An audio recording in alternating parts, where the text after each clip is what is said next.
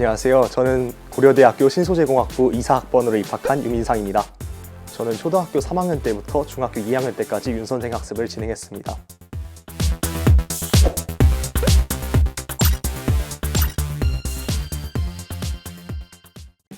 저는 고려대학교 학교 추천 전형으로 입학했습니다. 학교 추천 전형은 교과 100% 전형으로 이는 내신 성적이 가장 중요한 전형입니다. 이를 위해서 1학년 1학기부터 3학년 1학기까지 빠짐없이 내신을 꼼꼼히 챙겼고 좋은 등급을 받아서 교과 전형으로 고려대학교에 입학할 수 있었습니다. 고려대학교 학교 추천 전형에는 3합7 그리고 한국사 4등급이라는 최저 등급이 존재합니다. 이를 맞추기 위해서 내신 기간이 끝나면 틈틈이 최저를 위한 수능 공부를 진행했고 그 결과 국어 2등급, 수학 3등급, 영어 2등급으로 3합7을 맞춰서 고려대학교에 입학할 수 있었습니다. 수시로 입학을 하고 싶은 친구들은 내신 등급을 잘 챙기는 것이 제일 중요하다고 생각합니다. 내신 등급이 좋을수록 선택할 수 있는 대학의 폭이 넓어지기 때문입니다. 저는 1학년 때는 1.7 등급대를 받았지만 2학년 때 1.1 등급대로 매우 성적을 높이 올려서 전체 총합 1.4 등급대로 마무리할 수 있어서 고려대학교에 입학할 수 있었습니다.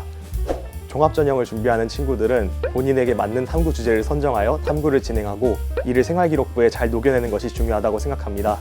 이를 위해서는 실험활동, 독서활동을 통해서 여러 가지 심화 탐구를 진행하는 것을 추천합니다.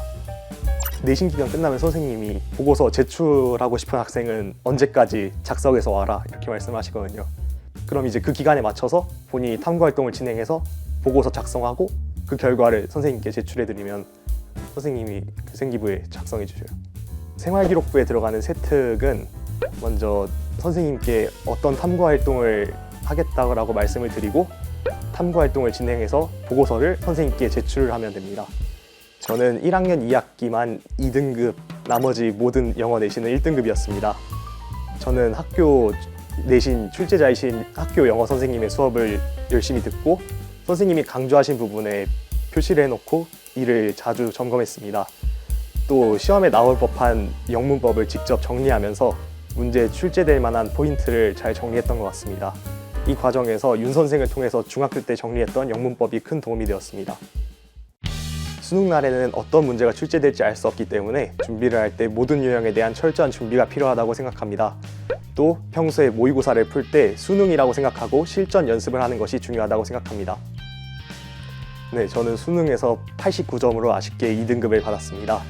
저는 수능 영어를 준비하기 위해서 수능 완성, 수능 특강 등 수능 연계 교재를 먼저 풀었고 이후에는 평가원 기출문제와 여러 사설 모의고사를 풀면서 영어 실력을 키우기 위해 노력했습니다. 이 과정에서 어렸을 때 윤 선생 독해 교재를 통해서 학습했던 것이 독해력에 큰 도움이 되었던 것 같습니다.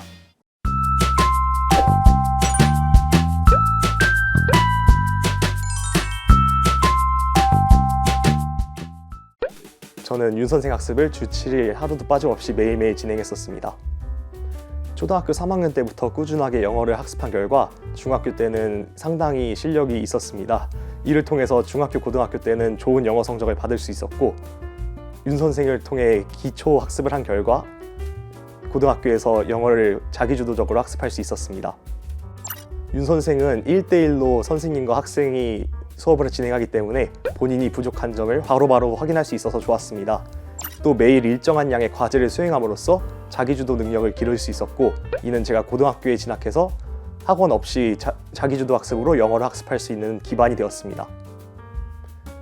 한 가지 교재로 꾸준하게 학습을 하다 보면 가끔 지루하게 느껴지거나 좀 영어 공부를 하기 귀찮아질 때가 있었습니다.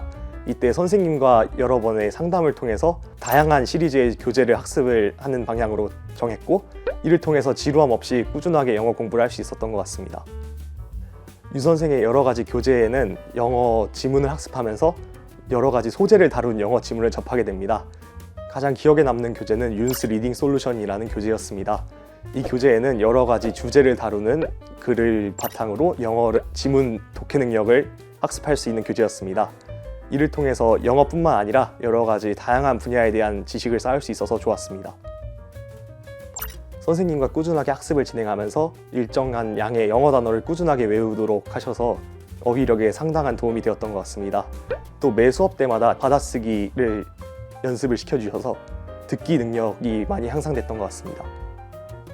초등학교와 중학교 때는 배플노트에 있는 영어 단어를 위주로 반복해서 단어를 외웠습니다. 단어를 가려놓고 외울 때까지 가렸다가 보는 것을 반복하면서 영단어를 외웠습니다.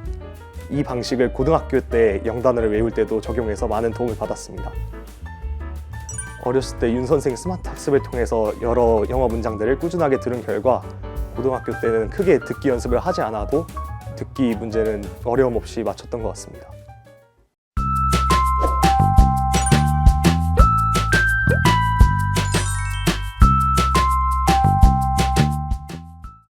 영어 학습을 어렸을 때부터 꾸준하게 진행하는 것은 고등학교 때 와서 매우 큰 도움이 됩니다. 이를 위해서는 꾸준한 학습이 중요하다고 하고 싶은데요. 꾸준한 학습을 하고 싶다면 윤 선생을 통해서 매일 학습하는 것을 추천합니다. 저는 주말까지 빠지지 않고 주 7일 매일 꾸준하게 학습을 한 결과 이런 좋은 결과가 있었던 것 같습니다.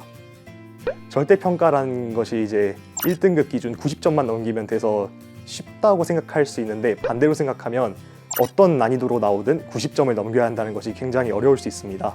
특히 올해처럼 영어가 난이도가 높게 출제된 수능에서는 더 이를 맞추기 어려울 가능성이 있습니다. 따라서 절대평가라고 만만하게 보지 말고 영어를 꾸준히 학습했으면 좋겠습니다.